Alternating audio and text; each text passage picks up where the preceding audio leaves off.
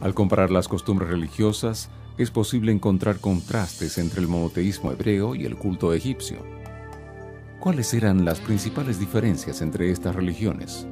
Bueno, el monoteísmo hebreo se destacaba por que era un culto sin imágenes, sin representaciones a través de figuras o de ídolos.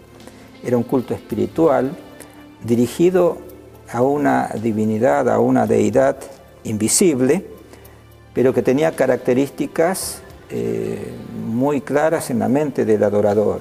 Era omnipotente ese Dios, creador de los cielos y de la tierra, era omnisapiente y también tenía un carácter sumamente accesible porque era al mismo tiempo misericordioso y justo.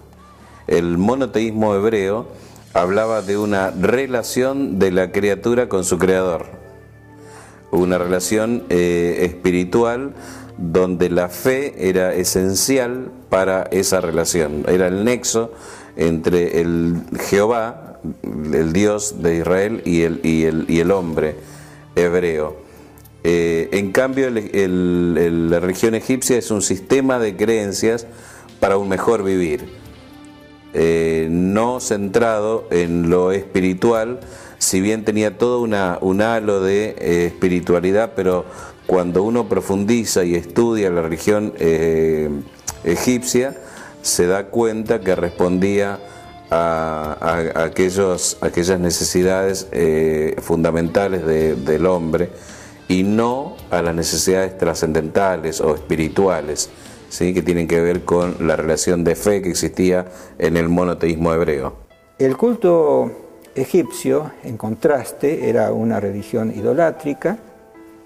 Adoraban divinidades representadas por imágenes. Eran todas diferentes las divinidades, eran cualitativamente diferentes. Tenían distintos poderes, tenían distintas capacidades, la jurisdicción de cada una era diferente, sus formas, su carácter, diríamos así, la expresión de su persona, de su personalidad, eran distintas las unas de las otras. Esto hacía que los egipcios, como también muchos otros pueblos paganos con un culto similar, pasaran su vida tratando de propiciar o de satisfacer o de alguna manera ganarse el favor de esas divinidades a través de diversos actos de sacrificio. La religión egipcia también tenía la característica de ser fatalista. Su pensamiento sobre la muerte era bastante oscuro, no había la esperanza que nosotros vamos a encontrar en el monoteísmo hebreo.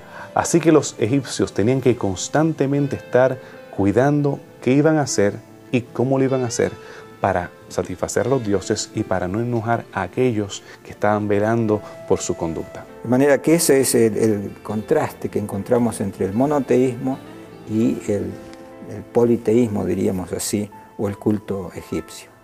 Arqueólogos e historiadores identifican que un faraón en Egipto intentó imponer un culto monoteísta en el imperio. Su nombre fue Akenatón. ¿Quién fue este faraón? ¿Y en qué consistía su revolución? Bueno, para los historiadores de Egipto,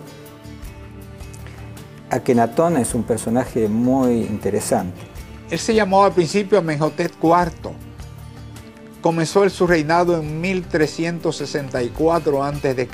Esto significa que hubo 3 Amenhotep antes que él o Amenofis antes que él. Los anteriores, los primeros, eran adoradores de Amón. Cuando Amenhotep IV subió al trono en 1364 con el nombre de Amenhotep IV, porque su papá era Amenhotep III, entonces él durante 2 años quedó así. Pero en 1362 dijo, no soy más Amenhotep. El principal dios no es Amón y yo no me voy a llamar Amenhotep o Amonhotep, como algunos dicen. No me quiero llamar así, yo voy a ser Akenatón. mi Dios es Atón. ¿Y quién era Atón? El disco solar. Evidentemente tenía otra forma de encarar las cosas, otro pensamiento, y no le agradaba la manera como los sacerdotes de Amón, que eran muy poderosos y muy influyentes, se manejaban con los reyes. Anteriormente, toda esa aristocracia, toda esa poderosa clase sacerdotal tenía la facultad de controlar las masas desde Luxor, desde Tebas, ciudades reales cerca del Valle de los Reyes, del Valle de las Reinas, una herencia grande.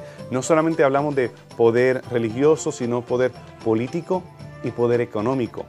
Tierras que le pertenecían a los templos y también impuestos que se traían a los templos, ofrendas las cuales beneficiaban a esta clase sacerdotal.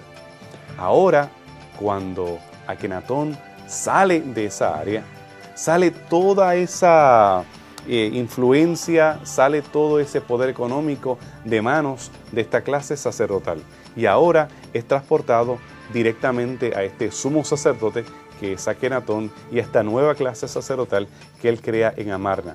Vemos que difieren los cultos, anteriormente eran a estas diferentes deidades, ahora se enfocan al dios del sol y rompe con las tradiciones antiguas. Realizó un cambio, podríamos decir una revolución en Egipto, en el sentido que negó el culto a Amón, al culto que hasta ese momento era el que regía en todo el país, y procuró entonces imponer un solo tipo de culto, que era adorar a Atón. Inclusive otras divinidades debían ser dejadas de lado, solamente debía ser un culto a Atón, por lo cual se ha considerado de que fue una revolución monoteísta la que hizo este personaje, este rey. Fue un momento crítico, diríamos, para la historia de Egipto. Nunca antes había acontecido algo así.